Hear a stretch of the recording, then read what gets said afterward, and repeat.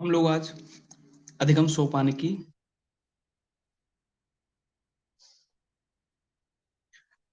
यानी कि hierarchy of learning जो कि गैनी के द्वारा दी गई है, इसके बारे में पढ़ेंगे और यह एक इम्पोर्टेंट थ्योरी है।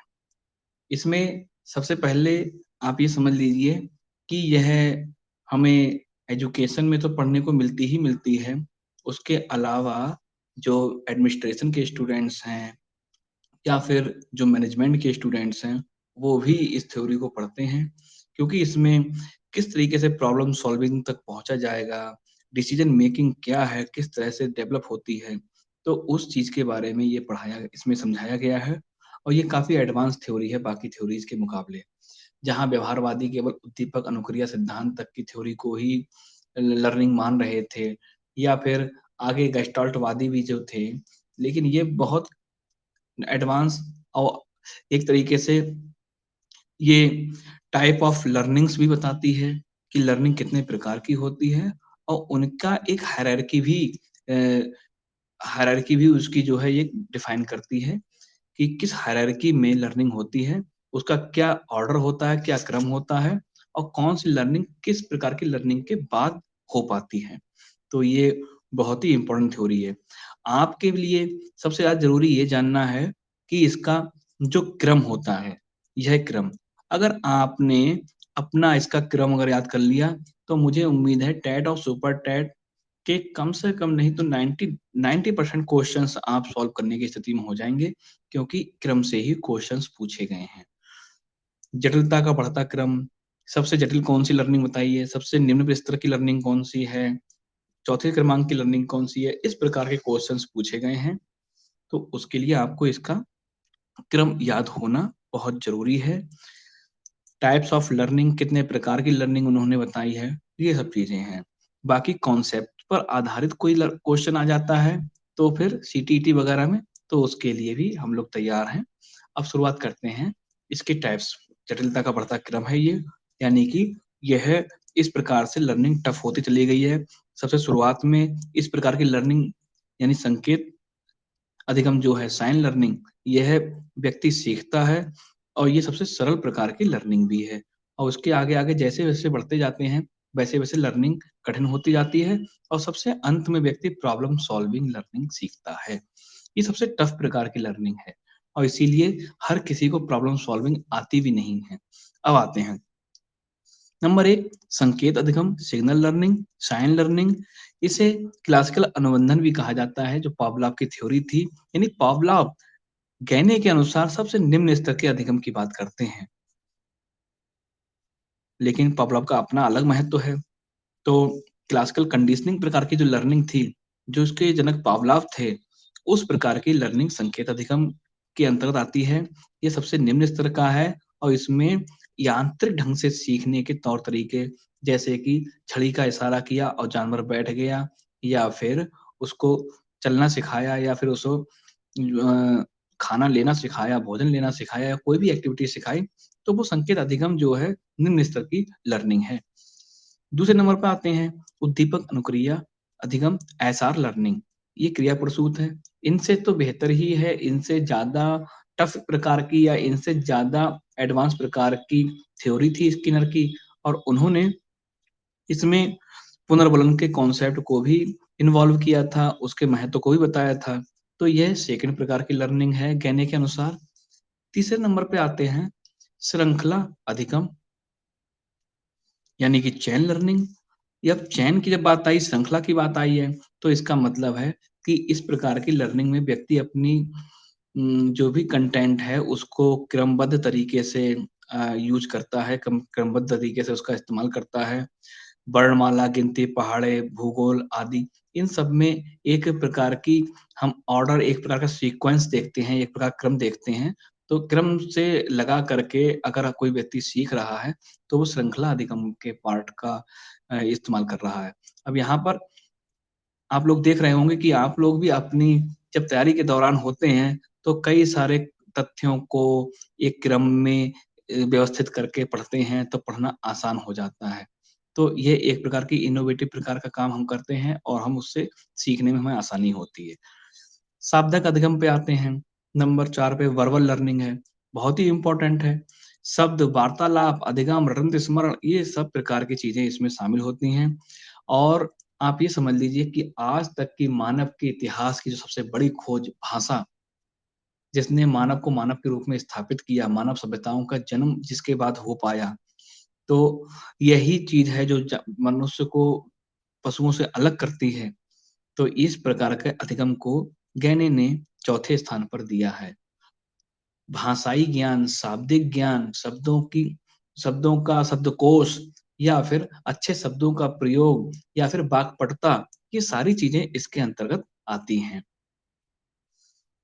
बहुविभेदन अधिगम, इसमें देखिए यानी कि मल्टी डिस्क्रिमिनेशन लर्निंग, इसमें प्राणी परिस्थिति के एक से अधिक उद्दीपकों पर एक साथ ध्यान देते हुए संपूर्ण परिस्थिति विचार करते हुए फिर अनुक्रिया देता है, यानी कि गेस्टाल्ट।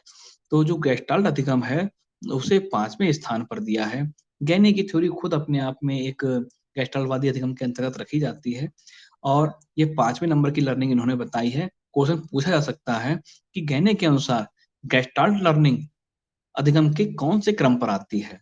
तो ये 5वें क्रम पर आती है, इसको आप लोगों को ध्यान रखना है। गेस्टाल्ट के बारे में आप काफ़ी कुछ पढ़ चुके हैं, मैंने काफ़ी डिटेल में पढ़ाया है इसको। अब प्रत्यय अधिगम यानी कि कॉन्सेप्ट लर्निंग, आप लोग समझिए कॉन्सेप्ट होता क्या है आखिर को? वस्तुओं, व्यक्तियों, प्राणियों अथवा घटनाओं के संबंध में बने सामान्यीकृत विचार, सामान्यकृत जनरलाइज्ड आइडियाज, जनरलाइज्ड थिंकिंग या मानसिक बिंब जो डेवलप होते हैं, मेंटल इमेजेस जो डेवलप होती हैं, उन्हीं को प्रत्यय कहते हैं, कॉन्सेप्ट कहते हैं। देखिए, मैंने आपको पढ़ाया और आपने मेरे ही शब्दों को दोहरा दिया, या आपने किसी किताब से पढ़ा और उस किताब के शब्दों को ही अगर दोहरा दिया, तो इस ये आपने प्रत्यय का निर्माण नहीं किया आपने। प्रत्यय का अधिगम, कॉन्सेप्ट लर्निंग का मतलब ये होता है कि खुद किसी चीज़ को कहीं से भी सीखना, पढ़ना, सुनना, समझना और फिर उसके बाद में उसके बारे में आप सोच सकें, चिंतन कर सकें, निर्णय कर सकें, पहचान सकें, उसको अपनी भाषा में एक्सप्लेन कर सकें, तब जाकर के माना जाएगा कि हाँ, आप कॉन्सेप्ट को समझ गए हैं। जैसे मैं अभी गहने को पढ़ा रहा हूँ, तो केवल इन शब्दों को ही अगर आप दोहरा दे रहे हैं, इन शब्दों को ही अगर आप बोल दे रहे हैं, तो आपका कॉन्सेप्ट लर्निंग नहीं माना जाएगा, ये रोट लर्निंग माना जाएगा। या आपने जैसे मैंने शब्दों को बोला है, उसी प्रकार के शब्दों को अगर दोहरा दिया, तो यह भी आपका कॉन्सेप्ट लर्निंग नहीं माना जाएगा। गैने आपने पढ़ा, समझा, उस पर एनालिसिस किया और उसके बाद में खुद अपनी भाषा में अगर उसको एक्सप्लेन कर पाए अगर आप, तब माना जाएगा कि हाँ, आपने कॉन्सेप्ट लर्निंग कर ली है। तो यह भी उच्चतम प्रकार की लर्निंग में शामिल होता है और इसीलिए लोग सरल प्रकार की जो लर्निंग होती है, रोट लर्निंग, वहाँ तक तो बड़े आराम से होते हैं, लेकिन कॉन्सेप्ट लर्निंग पर ज़्यादा ध्यान नहीं देते क्योंकि इसमें प्रयास करना पड़ता है। ये जितनी भी लर्निंग्स हैं, ये सारी लर्निंग में आपको प्रयास करना पड़ेगा अपने स्तर से। कोई भी किताब, कोई भी टीचर आपके अंदर ये चीज़ नहीं डाल देगा, आपको इसके लिए प्रयास करने पड़ते हैं। नेक्स्ट, सिद्धांत अधिगम यानी कि प्रिंसिपल लर्निंग। इसमें किसी घटना को संचालित करने की कार्यविधि संबंधी क्रमबद्ध और तार्किक विवेचन को सिद्धांत कहते हैं। इस पहले सिद्धांत बताया गया है कि सिद्धांत होता क्या है। तो सिद्धांत हम कहते हैं किसी प्रकार के क्रमबद्ध और तार्किक विवेचन को। इसमें क्यों, कैसे, भावी घटना का अनुमान लगाना यानी कि फोरसाइटनेस, दूरदृष्टि, ये सब भी व्यक्ति इन सब चीज़ों में भी निपुण हो जाता है, सक्षम हो जाता है। तो ये इस प्रकार की चीज़ें भी हर व्यक्ति जो बहुत ही जिज्ञासु होते हैं, प्रबल जिज्ञासा वाले जो होते हैं, उनमें क्यों और कैसे, हर प्रश्न के पीछे क्यों और कैसे के प्रश्न उनके दिमाग में आते हैं। और ये क्यों और कैसे ही उनको आम इंसानों से अलग कर देता है। उनकी जो तर्क है, उनकी जो सोच है, उसमें डेप्थ लाता है, गहराई लाता है और इसीलिए सिद्धांत अधिगम को 7वें स्थान पर, मतलब सेकंड मोस्ट टफ या सेकंड मोस्ट अ, जो हाईएस्ट लर्निंग है, उसमें इसको स्थान दिया गया है। लास्ट पे आता है समस्या समाधान अधिगम, प्रॉब्लम सॉल्विंग।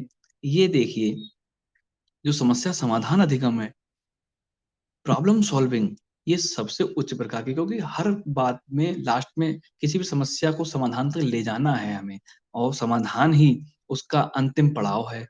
तो समाधान अगर कर लिया व्यक्ति ने, तो समझ लीजिए वो अधिगम के उच्चतम स्तर पर पहुँच गया है।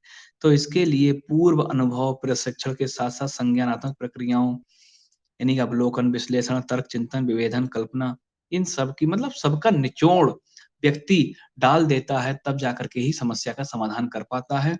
तो इसमें ये जितनी भी ऊपर की सातों प्रकार की लर्निंग हैं, इन सब का ही निचोड़ जब इस्तेमाल करता है व्यक्ति, अपने अनुभव, अपने ज्ञान, अपनी बुद्धि, अपना विवेक, अपने पूर्व अनुभव हैं उसके जो, या फिर उसकी अपनी माइंड एबिलिटीज़, कैपेसिटीज़, उन सब का प्रयोग करके ही व्यक्ति जो है समस्या के समाधान कर पाता है। तो इस प्रकार से इन्होंने ये इसमें लर्निंग दी है। साथ ही साथ अधिगम का यहाँ पर एक वर्गीकरण भी मिलता है हमको देखने को। अधिगम के वर्गीकरण में ज्ञानी कह रहे हैं कि हम अधिगम को 2 रूपों में बाँट सकते हैं। जो इनके 8 प्रकार की लर्निंग है, इनको इन्होंने 2 रूपों में बाँटा है। एक व्यवहार में परिवर्तन के रूप में कौन-सी लर्निंग है, और एक अधिगम विधि अथवा अधिगम तकनीकी के आधार पर कौन-सी अधिगम है। तो अधिगम विधि और तकनीकी में उन्होंने प्रयास त्रुटि, अनुबंधन, पुनर्वलन ये वाले अधिगम रखे हैं। जबकि व्यवहार में परिवर्तन के आधार पर इन्होंने शाब्दिक, चालक अधिगम, मोटर, या फिर जिसको आप लोग कहते हैं क्रियात्मक अधिगम जो होता है, चालात्मक अधिगम उसी में आ जाएगा। भावात्मक अधिगम, अफेक्टिव लर्निंग, ये भी उसमें जो हम लोग पढ़ते हैं ज्ञानात्मक, भावात्मक या बोधात्मक, और क्रियात्मक, तो ये क्रियात्मक हो जाएगा, ये भावात्मक हो जाएगा। संज्ञानात्मक, कॉग्निटिव, बोधात्मक भी इसमें आ जाएगा। तो इस प्रकार ये अधिगम का वर्गीकरण भी है, इसको भी थोड़ा-सा ध्यान रखना है आपको। नेक्स्ट आते हैं, इस थ्योरी में क्या इस थ्योरी की उपलब्धियाँ हैं और क्या इसकी आलोचनाएँ हैं। अष्टपदी अधिगम, यानी कि यही जो हायरार्की थ्योरी है, अष्टपदी इसे इसलिए कहा गया क्योंकि 8 पद हैं इसके। अष्टपदी अधिगम सोपानिकी अधिगम प्रक्रिया की कार्यविधि को स्पष्ट नहीं करती है। जिस प्रकार से जो पुराने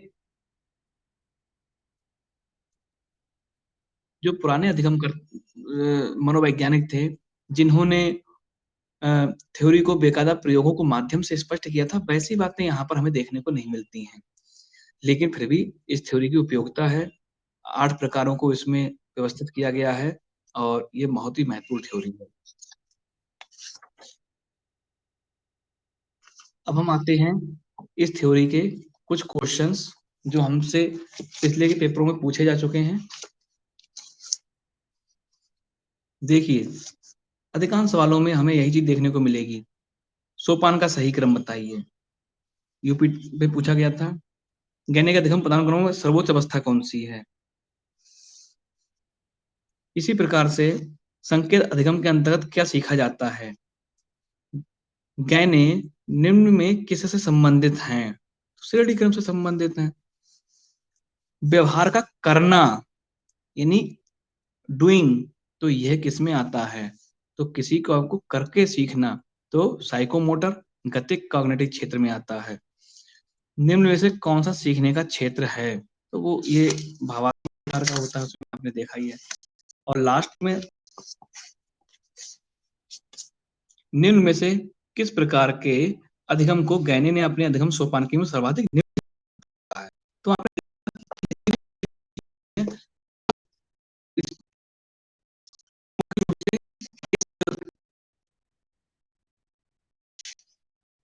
इस शंकु से ही क्वेश्चंस पूछे गए हैं।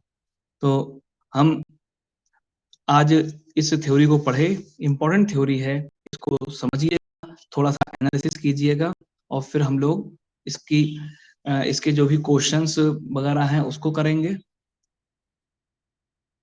Okay, thank you.